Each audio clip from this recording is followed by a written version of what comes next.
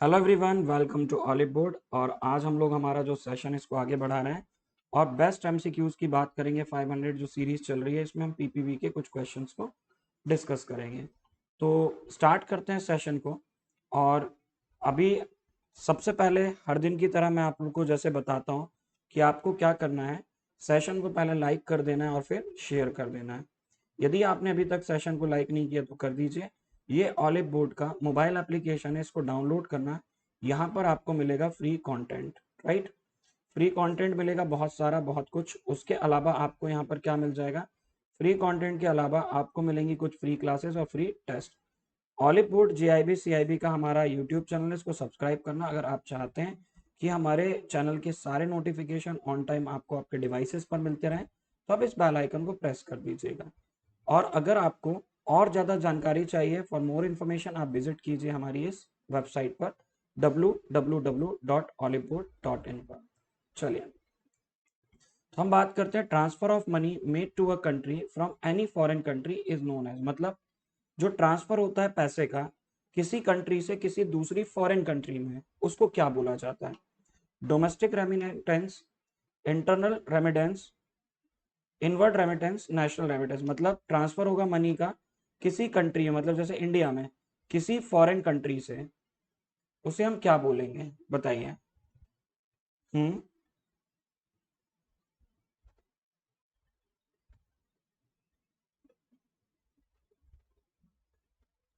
हम्म।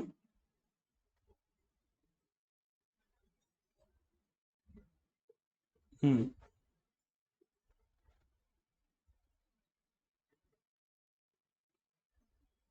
हम्म।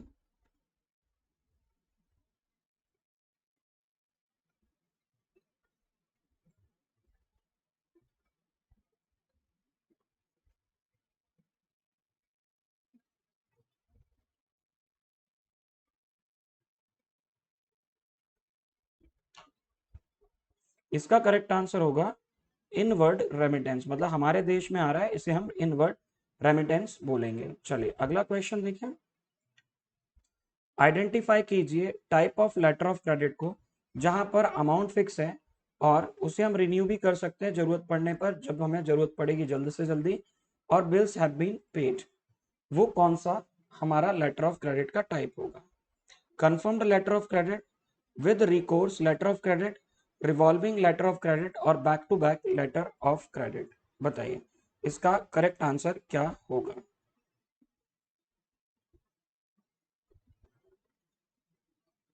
Right.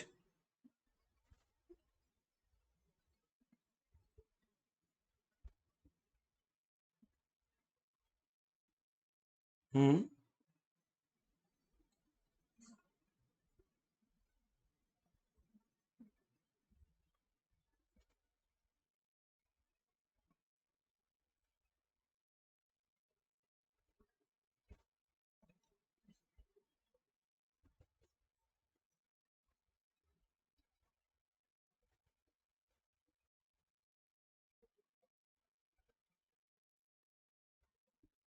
Right.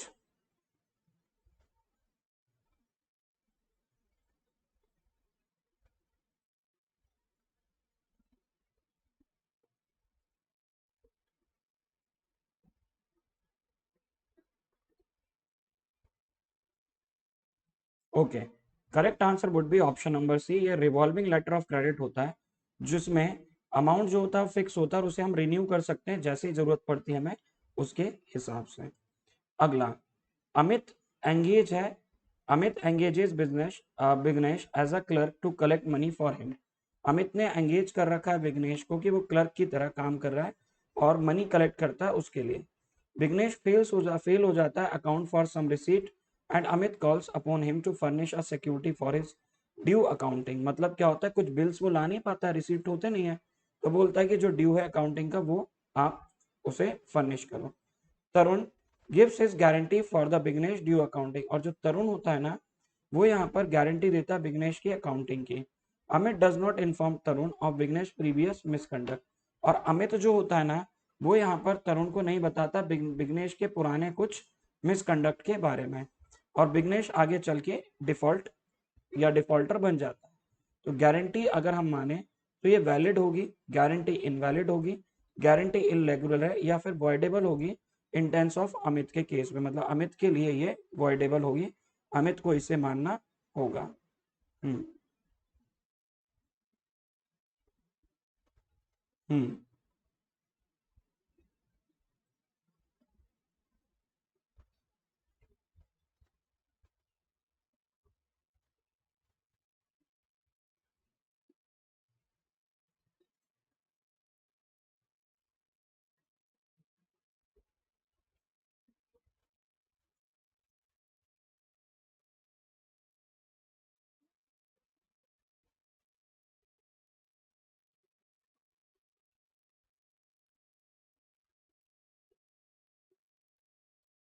बताइए भाई क्या होगा इसका करेक्ट आंसर।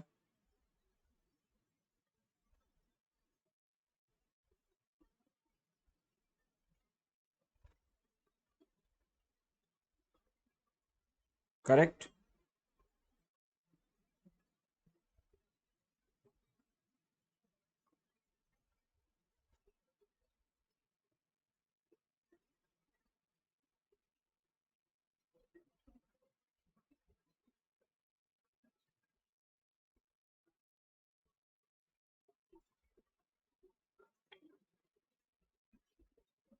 वेरी गुड, इसका करेक्ट आंसर होगा ऑप्शन नंबर बी, इनवैलिड होगा। क्यों? क्योंकि ये सिर्फ फॉर्मली इसने इन्फॉर्म नहीं किया था इसीलिए, और दूसरी चीज है कोई रिटर्न डॉक्यूमेंट में गारंटी नहीं दी गई है। ठीक। ओहो, आंसर पहले ही आ गया, कोई बात नहीं। इन जनवरी 2022 रिजर्व बैंक ऑफ इंडिया ने पब्लिश किया था पेमेंट विजन 2025। इसने अपना पेमेंट विजन 2025 किया था। इसका कोर थीम क्या थी पेमेंट विजन 2025 की? E payment for everyone everywhere every time. अब आंसर पता चल ही गया है। तो ई पेमेंट फॉर एवरीवन, सभी के लिए ई पेमेंट है, कहीं से भी और कभी भी आप ई पेमेंट कर सकते हैं, ये इसकी थीम डिसाइड की गई थी। राइट।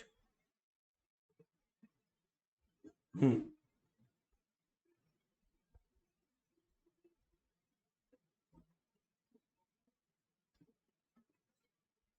करेक्ट। चलिए अगला क्वेश्चन देखें। अगला क्वेश्चन कहता है against which of the following document, किस डॉक्यूमेंट के अगेंस्ट जो फॉरेन टूरिस्ट होते हैं उन्हें हम परमिट करते हैं कि वो रिकन्वर्ट कर सकते हैं रुपी जो उन्होंने विड्रॉल किए from the ATM up to rupees 50,000। Valid passport और वीजा के थ्रू, एयर टिकट जो उनके पास है कंफर्म जब उन्होंने डिपार्चर किया within the 7 days, original ATM withdrawal slip for the debit credit card to be produce, या ऑल ऑफ द अबव के केस में वो यहाँ पर रिकन्वर्ट कर सकते हैं रुपी को जो उन्होंने एटीएम से निकाले थे अप टू रुपीज 50,000 को।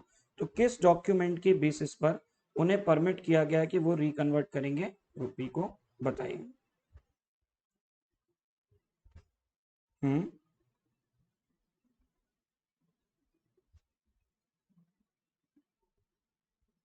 Very good.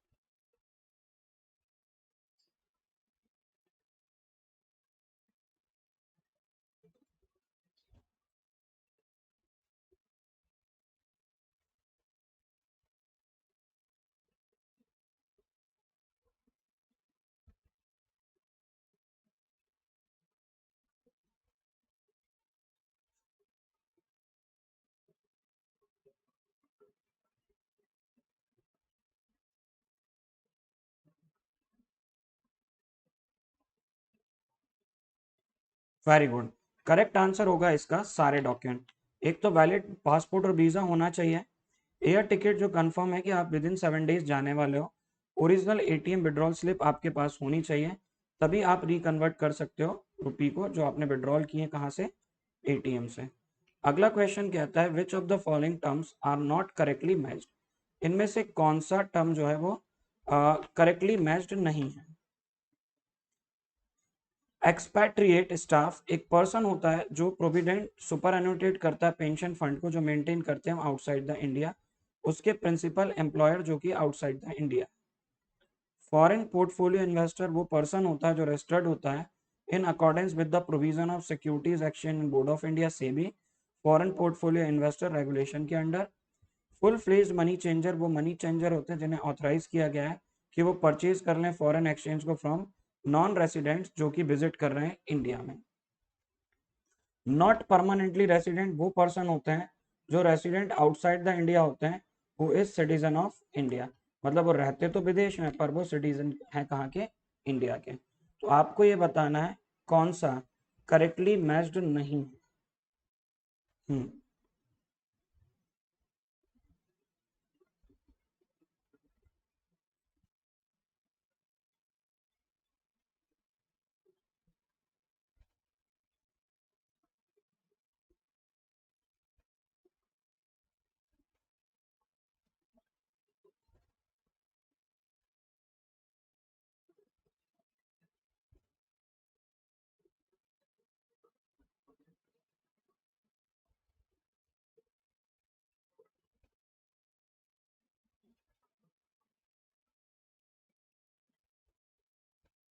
राइट, इनकरेक्ट वाला बताना है। वेरी गुड, करेक्ट आंसर होगा इसका option number D. Not permanently resident का मतलब होता है person resident outside India who is a citizen of India, इसे हम नॉन परमानेंट रेसिडेंट नहीं, इसे हम नॉन रेसिडेंट इंडियन एनआरआई बोलते हैं, राइट। चलिए अगला क्वेश्चन देखें। Bulk note acceptor have the multifunctional ability to offer deposit और dispense transaction of bundle notes up to. तो जो बल्क नोट एक्सेप्टर होता है ना, उसके पास में मल्टी फंक्शन एबिलिटी होती है कि वो ऑफर करेगा डिपॉजिट को और डिस्पेंस कर सकता है ट्रांजेक्शन को। जो बंडल्ड नोट होते हैं अप टू कितने, 50 मिक्स नोट्स को, 100 मिक्स नोट्स, 200 मिक्स नोट या फिर 100 मिक्स नोट्स के बंडल को वो क्या कर सकता है, डिस्पेंस कर सकता है।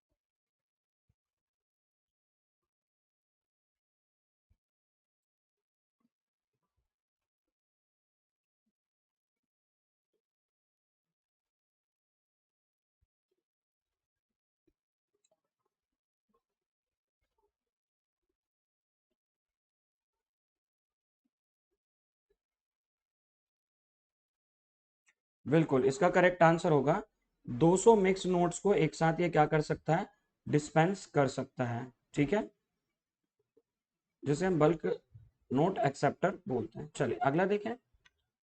Which of the following statement is true about the new bank. New bank क्या होता है, न्यू बैंक एक तरीके के डिजिटल बैंक होते हैं जिनकी कोई अपनी ब्रांचेज नहीं होती physically. New bank fintech firm होते हैं जो प्रोवाइड करते हैं डिजिटल मोबाइल फर्स्ट सर्विस, मतलब ये ऑनलाइन ही प्रेजेंट होते हैं। Both A and B, neither A nor B. क्या होगा इसका करेक्ट आंसर, मैं देख पा रहा हूँ भाई, जल्दी आंसर करो आप लोग। हम्म।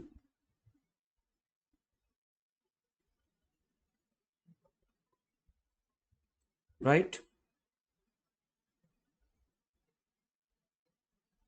हम्म।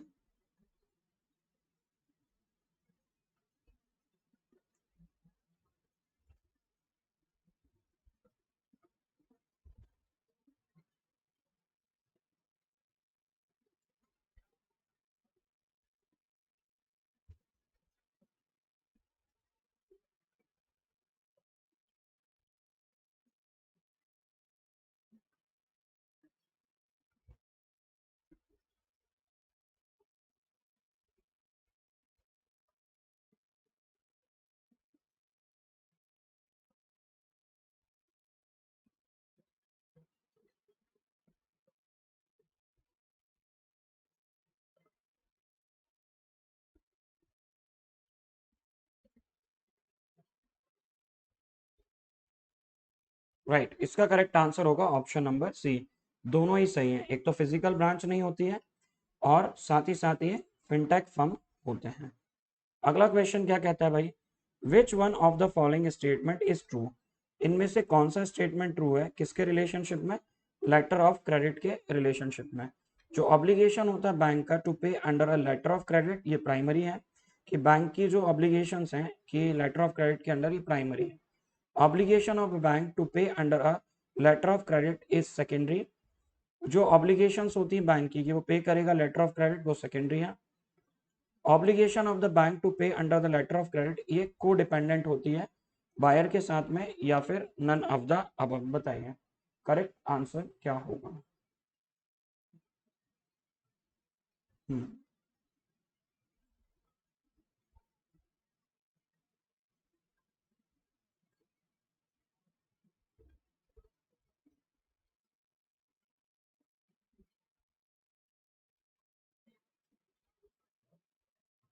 राइट, ये होगा ऑप्शन नंबर ए, कि जो ऑब्लिगेशन होता है ना बैंक का कि वो पे करे under a letter of credit, ये प्राइमरी उसका ऑब्लिगेशन होगा। चलो देखते हैं भाई नेक्स्ट क्वेश्चन क्या कहता है। हम्म,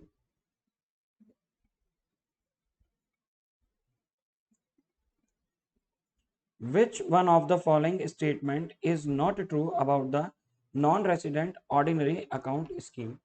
इनमें से कौन सा स्टेटमेंट जो है वो ट्रू नहीं है, इट मींस इनकरेक्ट है। In terms of what, in terms of the non resident ordinary account scheme.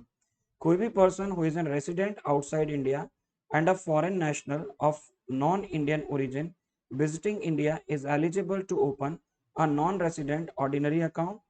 Only local payment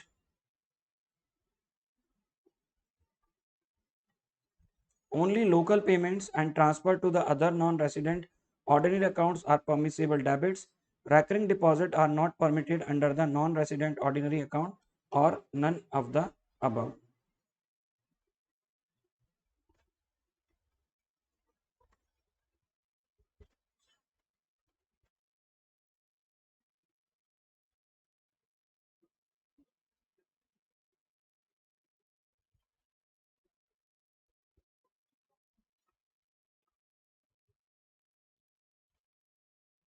correct, इसका करेक्ट आंसर होगा ऑप्शन नंबर सी।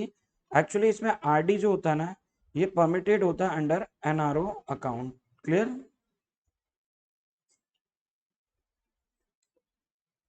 ये सिर्फ एनआरओ में परमिसेबल होगा। Which one of the following statement is true about the whistleblower policy? Whistle blower policy क्या है, जैसे मान लीजिए कोई डिपार्टमेंट्स होते हैं हमारे गवर्नमेंट के, जो ऑफिसेज होते हैं, इनमें यदि कोई रॉन्ग डूइंग होती है, रॉन्ग डूइंग का मतलब है यदि कुछ गलत होता है, तो उस केस में क्या कर सकते हैं हम, लोग जो हैं वो आवाज उठाते हैं।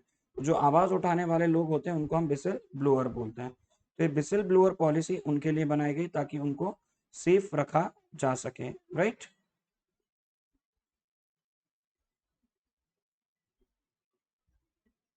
सो यहाँ कहा जा रहा है कि कौन सा स्टेटमेंट ट्रू है। ये अश्योर करता है कि प्रोटेक्ट करें हम हित किसके, पर्संस के, जो सिग्नल, जो लोग आवाज उठाते हैं रॉन्ग डूइंग के अगेंस्ट, गलत के खिलाफ। एनकरेज करता है सिर्फ एम्प्लॉयज को जो आगे आते हैं किसी भी इंफॉर्मेशन के साथ जो इलीगल और अनथिकल एक्टिविटीज है। Both A and B, neither A nor B. बताइए क्या स्टेटमेंट इसका करेक्ट होगा, कौन सा वाला ऑप्शन इसका करेक्ट आपको लग रहा है।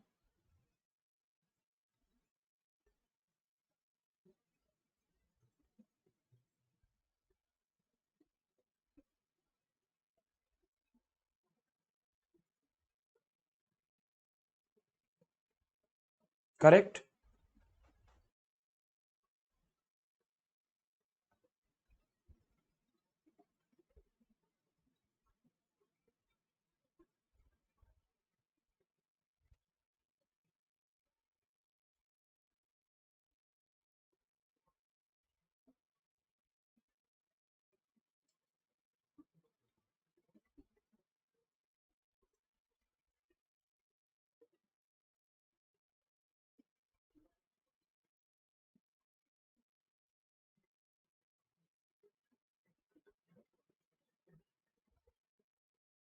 करेक्ट।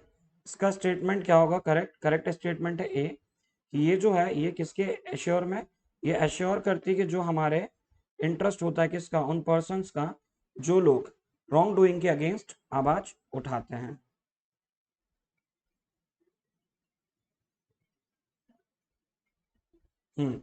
अब आपको क्या करना है, वन और लिस्ट टू के साथ में मैच करनी है लिस्ट वन को लिस्ट टू के साथ, और सेलेक्ट करना है करेक्ट कोड ऑफ आंसर्स। पहला प्रिंसिपल ऑफ एथिकल बैंकिंग, और यहां दिया हुआ है description.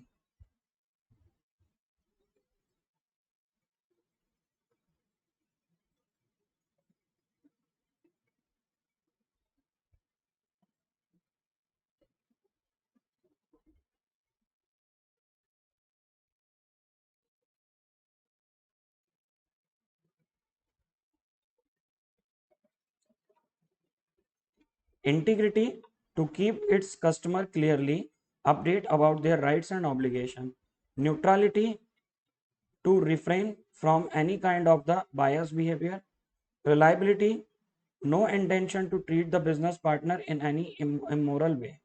Transparency, to provide information to its customer that is understandable, clear and accurate. First का फोर्थ, सेकंड का सेकंड, थर्ड का थर्ड, फोर्थ का फर्स्ट, फर्स्ट का फर्स्ट, सेकंड का सेकंड, थर्ड का थर्ड, फोर्थ का फोर्थ, फर्स्ट का third, second का सेकंड, थर्ड का फोर्थ, फोर्थ का फर्स्ट, फर्स्ट का fourth, second first, third second and fourth का थर्ड। बताइए क्या होगा इसका करेक्ट आंसर? हम्म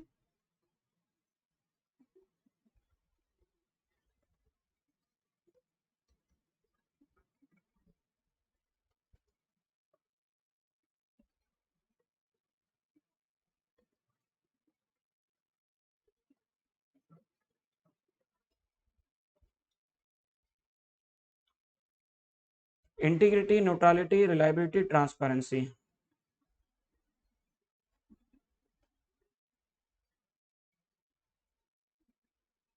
वेरी गुड, करेक्ट आंसर होगा इसका सी।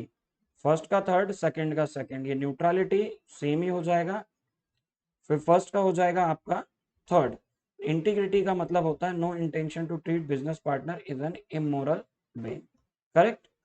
फिर बात करें थर्ड, थर्ड होती है रिलायबिलिटी का मतलब है हम इंफॉर्मेशन प्रोवाइड करें क्लियर एंड एक्यूरेट। और फोर्थ का हो जाएगा third, no intention to treat business partner. Fourth का होगा first, sorry, to keep the customer clearly update about their the rights and obligation. अगला क्वेश्चन है, प्रायोरिटी सेक्टर लोन जो होता है उसे हम कंसीडर करते हैं under the weaker section category if provide to distressed person, उस पर्सन को जिसने ऑलरेडी डिस्ट्रेस्ड है, other than farmers loan amount, farmers loan के अलावा अगर उसको देते हैं तो अमाउंट एक्सीड नहीं होना चाहिए कितने अमाउंट से, पर borrower to prepay their debt to non institutional lenders. 25,000, 50,000 रुपए, 75,000 रुपए या फिर 1 लाख रुपए। हम्म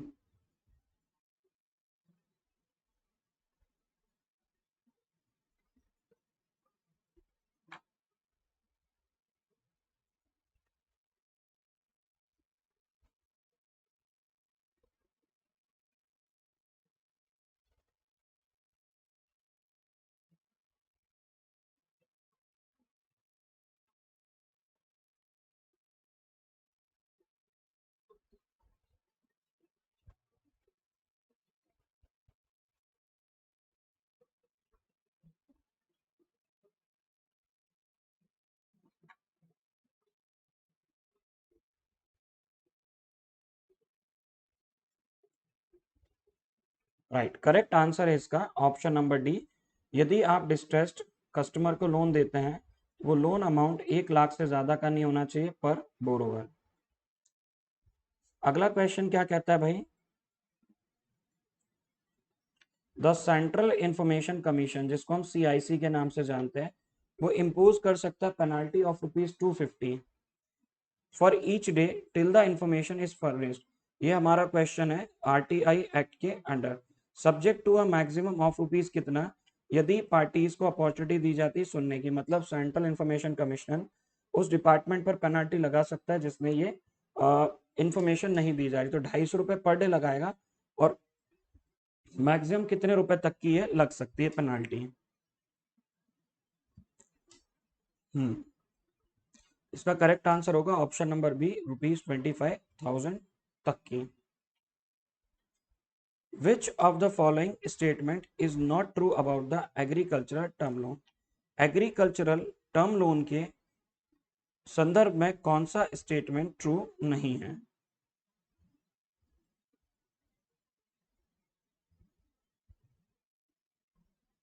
हम्म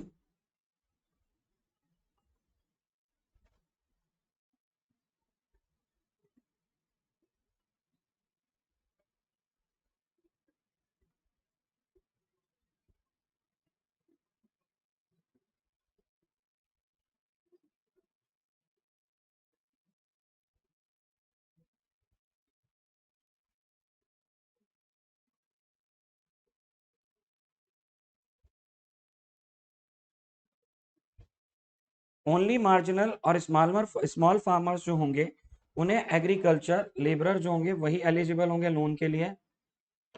लोन अमाउंट जो होगा रीपेबल होगा over the period exceeding 3 years for activities like purchase of bullocks etc। No supportive documents are required without the collateral both A and B. बताइए correct answer क्या होगा इसका? हम्म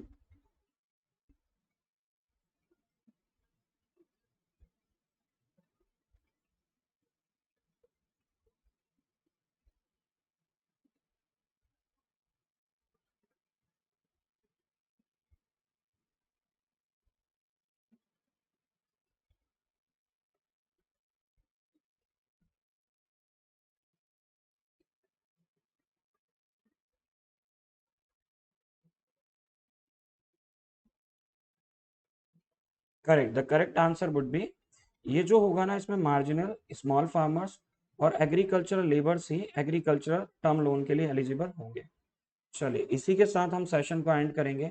ये हमारा JIB olive Board JAIIB CIB Telegram group है। ये मेरा personal Telegram group है जेआईबी विद हिमांशु शर्मा। आप इससे जुड़ सकते हैं पीडीएफ्स के लिए। इसके अलावा अगर हम बात करते हैं कोर्सेज की तो आपको बता देता हूँ क्रैश कोर्स आ गया है। काफ़ी अच्छा ऑफर चल रहा है इस पे। अप टू 40% 45% आपको डिस्काउंट मिल जाएगा। जेआईबी सुपर एलिट में आपको एक्सेस मिलता है सारे कोर्सेज का। सिलेक्शन बैच, लक्ष्य बैच, लक्ष्य टू। उसके अलावा हम बात करेंगे आपके क्रैश कोर्स क्रैकर बैच। सभी का एक्सेस है, फ्री ई नोट्स मिलेंगे। अगर आपको ऑफर्ड प्राइस में एनरोल करना है तो आप यूज़ कीजिए कोड हिमांशु और ऑफर्ड प्राइस में आप एनरोल कर सकते हैं हमारे इस जेआईबी सुपर एलिट बैच में। ये हमारा मेगा क्रैकर बैच है, इसमें भी आप एनरोल हो सकते हैं। इसमें दोनों जेआईबी सीआईबी दोनों की प्रिपरेशन आपको एक साथ मिल जाएगी। 12 मंथ सब्सक्रिप्शन लेते हैं आप तो 9,999 का एक्चुअल प्राइस है। बट यदि आप कोड हिमांशु यूज करेंगे तो आपको काफ़ी डिस्काउंट यहाँ पर मिल जाएगा। राइट, चलिए तो आपने अगर अभी तक किसी भी बैच में एनरोल नहीं किया तो आप एनरोल कीजिए बैच में by using code Himanshu. Redeem करके चेक कर लीजिए प्राइस कितना दिख रहा है आफ्टर डिस्काउंट। अभी तक सेशन को लाइक नहीं किया तो लाइक करें, शेयर करें और चैनल को सब्सक्राइब करना बिल्कुल ना भूलें। Thank you so much for joining the session. मैं मिलूंगा आपको अब नेक्स्ट सेशन में।